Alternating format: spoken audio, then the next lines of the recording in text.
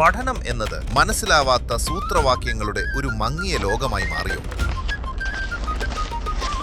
ഇനി പഠനം നിറമുള്ളതാക്കാം. ആശയങ്ങൾ കൃത്യമായി മനസ്സിലാക്കി വ്യക്തതയോടെ പഠിക്കാൻ ഇതാ ഒരു പുതിയ വഴി.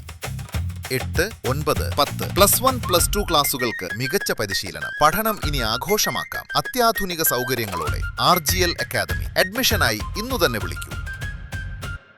വാർഡ് സഭ ചേരണമെന്ന സർക്കാർ തീരുമാനം സ്വാഗതാർഹമെന്ന് PMA ജലീൽ.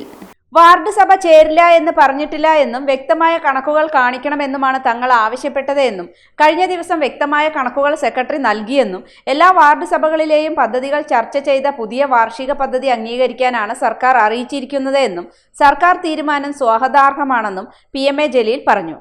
യഥാർത്ഥമായ കണക്കുകൾ അവതരിപ്പിക്കണം. പദ്ധതി വിഹിതം എത്രയാണെന്ന് പറയണം.